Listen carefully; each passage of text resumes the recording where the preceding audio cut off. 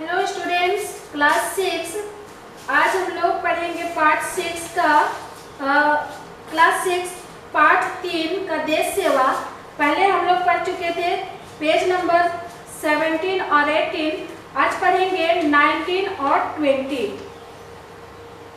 यही कि देश सेवा का संकल्प छोड़कर ICS बनने का विचार कैसे आया। राय जी पूछते हैं सुभाष से कि देश सेवा का संकल्प छोड़ करके देश सेवा के लिए जाना चाह रहे थे, क्रांतिकारी बनना चाह रहे थे, लेकिन उसका संकल्प छोड़ करके आप ICS बनने का विचार कैसे आया आपके हृदय में। राय ने अपना प्रश्न स्पष्ट किया। उनको जो विचार में था, सवाल जो उत्पन्न हो रहा था राय जी का, तो उन्होंने अपना इन विचारों को स्पष्ट करते हुए कहा कि आप ऐसे विचार क्यों लाए। मेरा वह संकल्प अपने स्थान पर अभी भी अडिग है। सुभाष कहते हैं कि मेरा जो है देश सेवा का संकल्प जो है वह अभी भी अडिग है, अभी भी मेरा है ही। ये तो करना ही है, क्रांतिकारी करना ही है, देश की सेवा करना ही है। लेकिन दृढ़ता के साथ आगे सुभाष ने कहा, देखो राय, ICS बन जाना किसी भी मूल्य पर मेरी चिर संचित आकांक्षाओं पर कोई नकारात्मक प्रभाव नहीं डाल सकेगा।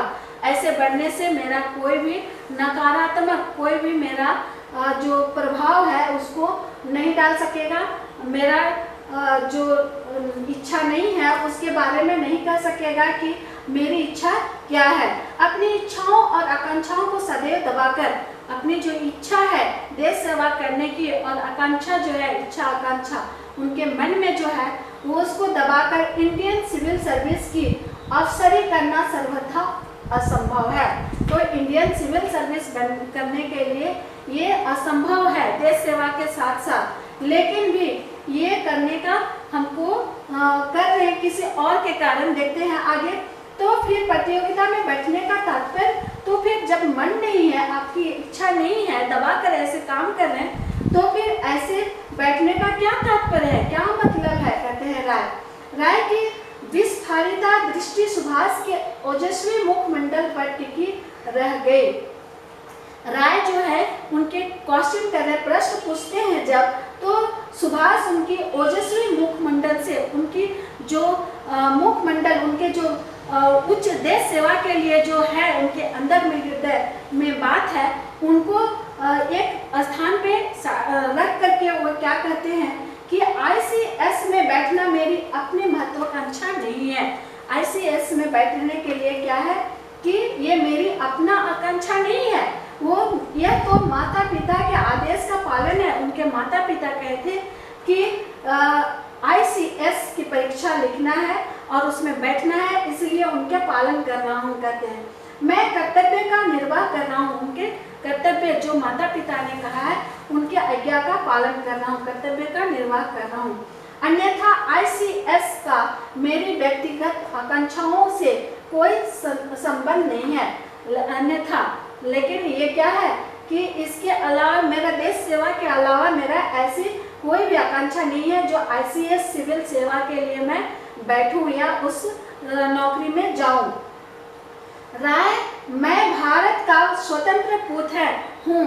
मैं क्या हूँ? भारत का स्वतंत्र आजाद सपूत हूँ। पुत्र मतलब बेटा हूँ। स्वतंत्रता का स्वप्न मेरा अपना स्वप्न है। स्वतंत्रता आजाद करने का क्या है? मेरा स्वतंत्र रूप से मेरा अपना सपना है। मैं इसी आत्मविश्वास के साथ अपने पथ पर चलूंगा और इस देश को स्वतंत्र करने के बारे में कहते हैं सुभाष कि मैं अपना जो मेरे अंदर विश्वास है, मेरा आत्मविश्वास जो है उसको अपने पथ पर, उस जो स्वतंत्र करने का जो मेरा विश्वास है उसके साथ ही मैं और उसी रास्ते पर चलूंगा। चाहे मेरे स्वप्न छिन्न भिन्न हो जाए और फूलों से भरा रास्ता सूल और कांटों से क्यों न भर जाए। चाहे मेरा जो सपना है वह टूट बिखर क्यों ना जाए, लेकिन और मैं जो फूल जैसा रास्ता है, फूलों से भरा जो रास्ता है मेरा, सुख समृद्धि का जो रास्ता है वह क्यों ना सूल और कांटे के समान क्यों ना हो जाए, कांटा से क्यों ना भर जाए, लेकिन मैं वही करूँगा जो मेरा देश सेवा है और मैं स्वतंत्र करके रहूंगा। अपने पिता की हठवादिता और उस संरक्षण दबाव को मैं कभी नहीं क्षमा कर सकता हूँ। उसके पिता जो हठवादिता हट किए कि तुमको ये चीज करना है, उसके कारण ही और उनको दबाव दिया गया कि तुमको इस सिविल सर्विस में जाना है, तो ऐसे में मैं अपने पिता को भी क्षमा नहीं कर सकता हूँ कहते हैं, जिसके कारण मुझे ICS में बैठने के लिए विवश होना पड़ रहा है। तुम्हें यह जानकर अचरज होगा कि गुप्त रूप से मैंने यह शपथ ले रखी है कि यदि ICS हो भी गया, यदि पास भी हो गया, तब भी मैं क्या करूंगा, उसमें नहीं जाऊंगा। जैसा कि मुझे विश्वास है मैं इस पद को त्याग दूंगा।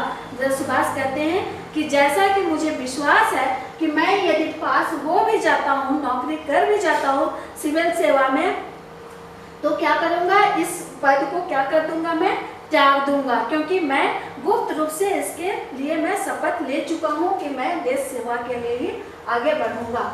और सुभाष के इस अंतिम वाक्य को सुनकर सभी उपस्थित छात्र स्तंभित रह गए। और सुभाष के ऐसे बातों को सुनकर, ऐसे वाक्य को अंतिम में जो कहा है कि मैं तो इस पद को त्याग दूंगा, इस जो सिविल सर्विस के लिए जो ICS जो परीक्षा लिख रहे हैं और सिविल सर्विस में जो जा रहे हैं, उस पद को त्याग दूंगा। इस वाक्य को सुन करके सभी वहाँ पर सभी जो उनके सहपाठी थे वे स्तंभित चकित रह जाते हैं। वास्तव में उन दिनों किसी भारतीय के लिए ICS पद प्राप्त करना एवरेस्ट विजय के समान था। उस समय जब हमारा देश आज़ाद नहीं हुआ था, जब हमारे देश में ऐसे सिविल सर्विसों को नहीं दे रहे थे, यहाँ के बच्चों को नहीं दिलाया जा रहा था, तब वह समय क्या था, ये जो ICS पद जो था प्राप्त करने के लिए एवरेस्ट की चढ़ाई पर चढ़ने और वहाँ से विजय प्राप्त करने के समान था कहते हैं।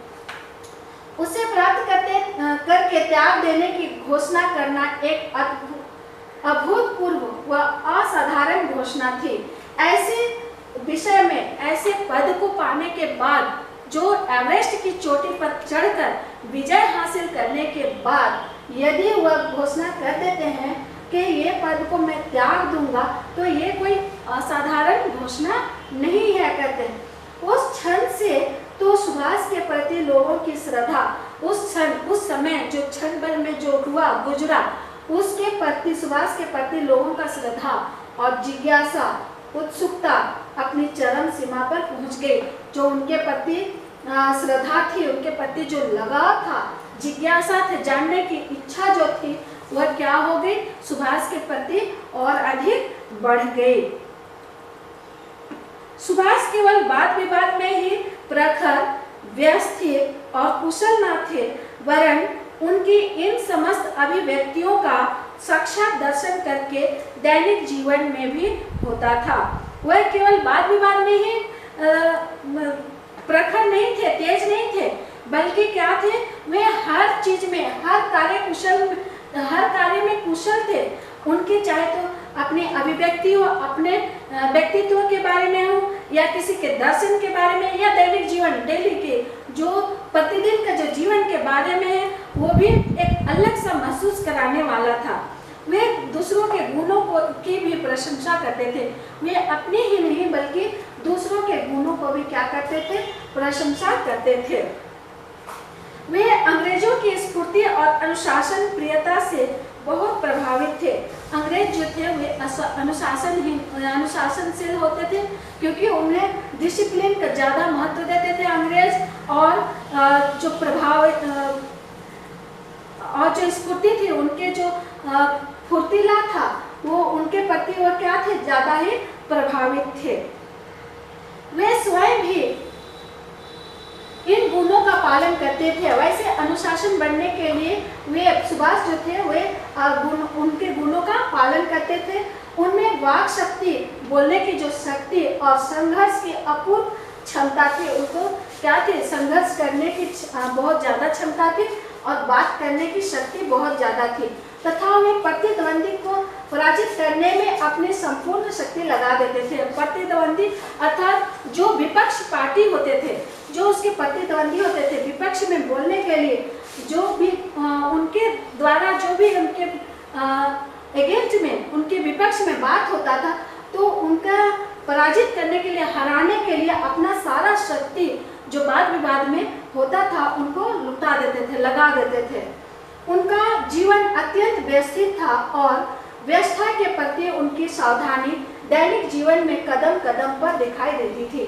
उनका जो जीवन था वह व्यवस्थित, सुलझा हुआ था, व्यवस्थित था और उस व्यवस्था के प्रति वे सावधानी से अपने डेली का जीवन, प्रतिदिन का जीवन उनको कदम कदम पर, हर पग पग पर रहता था। उनका कक्ष अत्यंत साफ सुथरा और व्यवस्थित रहता था। उनका कक्ष, उनका जो कमरा होता था वह बहुत ही साफ सुथरा और सजा हुआ, सही से सजा हुआ रहता था, व्यवस्थित रूप से रहता था। उसमें वैभव विलास की किसी वस्तु के लिए स्थान नहीं था।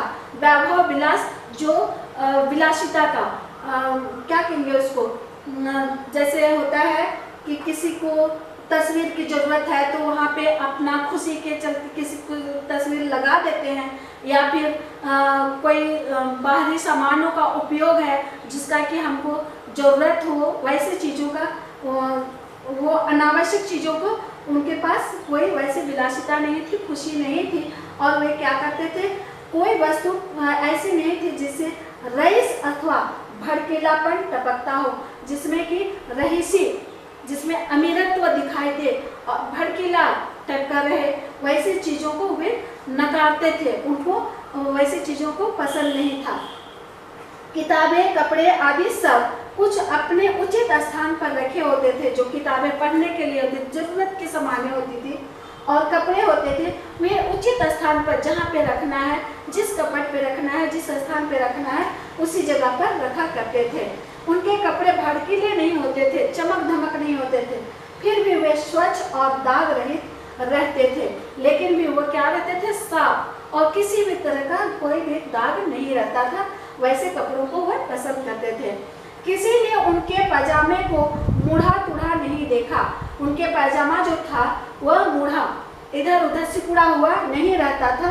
उनका कोट भी इस्त्री किया हुआ रहता था। उनका जो कोट होता था वो भी इस्त्री, आयरन किया हुआ रहता था। उनके कार्य और कथन में एक रूपता थी। उनका जो कार्य था, काम करने का तरीका, और जो काम करने का के लिए कहते थे वो काम वो सलीके से, सहजता से करते थे। और उनमें काम और बातों में क्या था, एक रूपता था, एक समान था। जो काम करना है, जो जिनको करने के लिए कहा गया, वो एक समान रूप से करते थे। और यह उनके व्यक्तित्व की सबसे बड़ी विशेषता थी। इन्हीं एक रूपता के कारण उनके व्यक्तित्व जो था, उनका जो पर्सनालिटी था, वो सबसे बड़ी यही विशेषता थी।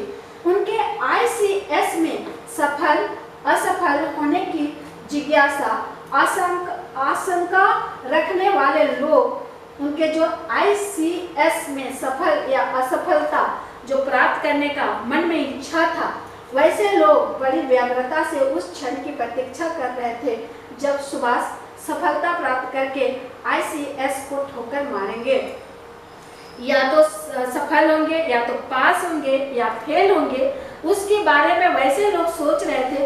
तो ये जो परीक्षा का फल है, उनका जो रिजल्ट आने वाला है, उसका इंतजार कर रहे थे। और वो ज्वाइन करेंगे वहाँ पे, उस क्या करेंगे, ICS जो सर्विस पाएंगे और उसको पदभार को संभालने के बाद और उस पद को क्या करेंगे, ठुकरा देंगे। तो वैसे को वे लोग क्या कर रहे थे, इंतजार कर रहे थे कि किस तरह वे क्या करेंगे कि उस पद को ठोकर मार करके उस पद से हट जाएंगे और अपने देश सेवा के लिए कार्य करेंगे। तो देश सेवा के लिए कार्य करेंगे। तो ऐसे रोमांचक भाव को देखने के लिए सभी लोग क्या थे, उत्सुक थे। एक दिन यह रोमांचक अवसर आ ही गया। एक दिन क्या हो गया, ऐसे दृश्य आ ही गया। केवल 8 महीने की छोटी अवधि में, और केवल 8 ही महीने के जो है छोटा समय में, सुभाष ने न केवल ICS की परीक्षा प्रथम श्रेणी में उत्तीर्ण की, बल्कि प्रतियोगियों में उनका 4th स्थान रहा। और जितने भी परीक्षा लिखे थे, परीक्षार्थी जो थे, प्रतियोगिता जो लिखे थे, ये कंपटीशन लिखे थे, वे क्या किए थे, उनमें चौथा स्थान प्राप्त किया था। इतना ही नहीं, निबंध लेखन में उन्होंने कीर्तिमान स्थापित किया। निबंध और लेखन कार्य में भी वह सबसे बड़ा कीर्तिमान स्थापित किया था, नाम कमाया था। पिता की चुनौती का ज्वलंत उत्तर देने वाले सुभाष की प्रतिभा और क्षमता का लोहा अंग्रेज प्रोफेसरों को भी मानना पड़ा। पिता की चुनौती, पिता ने कहा था कि ICS परीक्षा को की परीक्षा में दाखिल होने के लिए, तो पिता की आज्ञा को मान करके उन्होंने उस आज्ञा का लोहा माना, उनका जो आज्ञा को मान करके वो पास किए। तो ऐसे प्रतिभा को देख करके अंग्रेज अफसर भी क्या हो गया, प्रोफेसर भी उसके लिए हार मान गए कि ऐसा कैसे हो सकता है। किंतु उस क्षण जैसे समस्त वायुमंडल स्तब्ध रह गया। लेकिन ऐसे समय में क्या हुआ, जैसे कि समस्त वायुमंडल, पूरे पृथ्वी क्या हो गया, हैरान रह गया, ऐसा स्थिति आ गया जब सुभाष की एक घोषणा प्रकाशित हुई। जब सुभाष एक घोषणा किए जिसके अंतर्गत उन्होंने भारत के तत्कालीन ब्रिटिश राज सचिव लॉर्ड लिटन को संबोधित करते हुए लिखा था, क्या लिखा था, मैं एक विदेशी सत्ता के अधीन कार्य नहीं कर सकता। उन्होंने लिखा कि मैं एक विदेशी जो है उसके अधीन में कार्य कभी भी नहीं करूंगा। तो ऐसी स्थिति में उन्होंने घोषणा कर दी और उस पद को त्याग देने के लिए उन्होंने क्या किया, इस घोषणा से ब्रिटिश अधिकारियों में खलबली मच गई। ऐसी घोषणा को देखकर सुन करके क्या हो गया, उन अधिकारियों में खलबली सी मच गई। सुभाष को पद त्यागने के कारणों पर प्रकाश डालने हेतु साक्षात्कार के लिए बुलाया गया और उनको इंटरव्यू के लिए क्या किया, साक्षात्कार इंटरव्यू के लिए बुलाया ब्रिटिश अधिकारी और कहे कि क्या कारण है कि आप इस पद को त्यागना चाहते हैं। साक्षात्कार में सुभाष ने दृढ़ और स्पष्ट शब्दों में कहा, मेरे विचार से जो व्यक्ति देश सेवा का संकल्प रखता है, सुभाष कहते हैं, स्पष्ट होकर के कहते हैं कि मेरे विचार से जो व्यक्ति देश सेवा का संकल्प रखता हो वह ब्रिटिश राज्य के प्रति वफादार कैसे रह सकता है। यदि मैं इस नौकरी को कर रहा हूँ तो मैंने जो कहा है, मैं अपने देश के प्रति जो सेवा करने के लिए कहा है, तो इस सर्विस में रह करके, इस सेवा में रह करके मैं वफादार कभी भी नहीं रह सकता हूँ। मैंने अपने हृदय और आत्मा की संपूर्ण निष्ठा के साथ भारत की सेवा करने का संकल्प लिया है। वह क्या किया है, शपथ ले चुके हैं कि आत्मा की संपूर्ण निष्ठा, अंदर आत्मा से निष्ठा लिया है और भारत की सेवा करने की संकल्प जो लिया है। अतः मुझे ब्रिटिश सरकार के अधीन अफसरशाही का निर्वाह नहीं हो सकेगा। अतः मैं इस सेवा को नहीं कर सकूंगा और न ही ब्रिटिश सरकार के अधीन जो अफसरशाही होगा उसके अधीन में मैं काम नहीं कर सकूंगा। यह मेरे देश सेवा के लिए नहीं हो सकता है, ऐसा कहते हैं। यह अभूतपूर्व घटना थी जिसने इंग्लैंड और संपूर्ण भारत में तहलका मचा दिया और उनका जो त्याग पत्र लेने का, उनको जो त्याग देने का, उस पद को त्याग देने का जब उसने घोषणा की, तब ये क्या हुआ, इंग्लैंड और पूरे भारत के लिए ये क्या हो गया, ये विचार जो है, ये वाक्य जो है उनको तहलका मचा दिया। तो बच्चों ये चैप्टर समझ में आ गया।